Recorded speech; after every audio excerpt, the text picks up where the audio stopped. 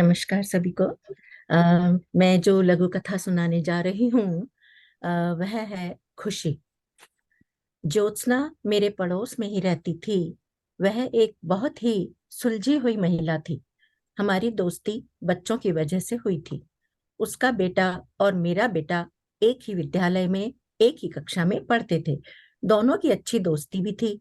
इसी से हम दोनों की अवसर मिलते ही रहते थे। समय अच्छा गुजर रहा था। एक दिन उसने एक अच्छी खासी पार्टी का आयोजन किया, जिसमें सभी रिश्तेदार, दोस्त एवं कॉलोनी वालों को निमंत्रित किया गया। पार्टी किस लिए दी जा रही थी, किसी को मालूम नहीं था। जब सभी एकत्रित हो गए, तब वह एक बहुत ही प्यारी सी बच्ची को लेकर आई और कहने लगी, इस बच्ची को मैंने गोद लिया है। आज इसका नामकरण संस्कार है।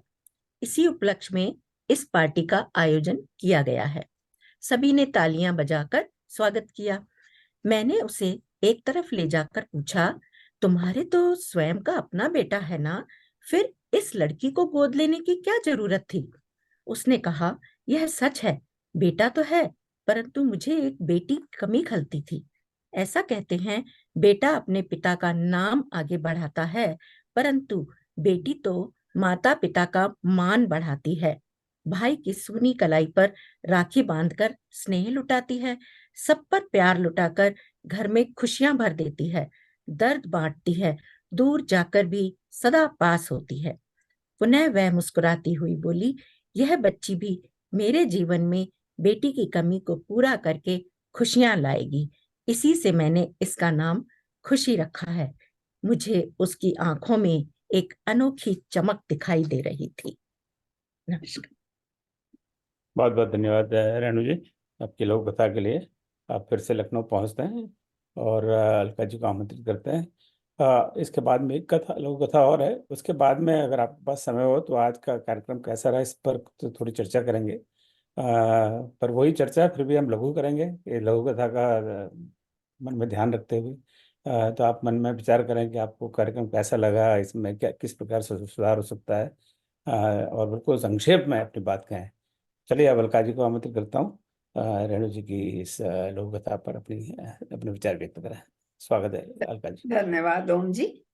रेणु जी, आपको सबसे पहले तो आपकी इस लघु कथा के लिए बहुत बहुत बधाई। आपकी लघु कथा खुशी समाज में बेटी के महत्व को स्थापित करती है, प्रेरणा देती है और संदेश देती है।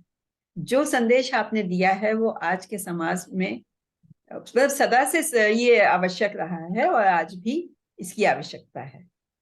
इसका शीर्षक कथानक को परिभाषित करता है और लघु कथा की मुख्य पात्र खुशी के नाम से भी तथा कथानक में नायिका को प्राप्त खुशी दोनों को ही परिभाषित करता है इसका शीर्षक।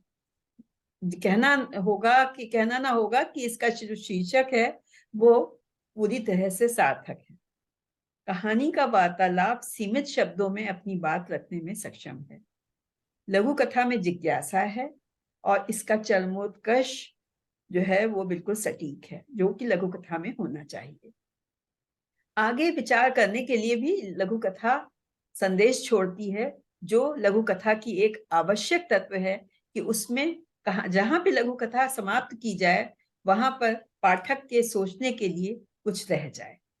इसके लिए लेखिका को मैं बधाई देती हूँ, परंतु कुछ सुधार की संभावना हमेशा रहती है। और उस दृष्टि से मैं कहना चाहूंगी कि लघु कथा कहानी से भिन्न होती है और सूक्ष्मता उसकी प्रथम शर्त होती है। और लघु कथा और सूक्ष्म होने की यदि क्षमता रखती है तो उसको और सूक्ष्म किया जाना चाहिए। जैसे कि प्रथम अनुच्छेद में जो विवरण है कि लघु कथा जो पढ़ रही है पात्र, वो बता रही है कि मेरे बेटे की कक्षा में ज्योत्सना का बेटा पढ़ता है आदि आदि। उसको उसका लघु कथा का जो कथ्य है उसमें कोई योगदान नहीं है, तो उसको हटाया जा सकता है। मात्र इतना कह देने से कि ज्योत्सना मेरी मित्र है जिसने एक पार्टी का आयोजन किया, उसका उद्देश्य है लघु कथा का, उसका जो कथ्य है वो पूरा हो जाता है। दूसरी बात, अंत में उसकी आंखों में एक अनोखी चमक दिखाई दे रही थी कि पहले लघु कथा समाप्त हो सकती थी, क्योंकि ज्योत्सना द्वारा कहा गया वाक्य ही लघु कथा की पंच पंक्ति है, जिसके बाद पाठक को विचार करने के लिए छोड़ देना ही लघु कथा की सार्थकता है।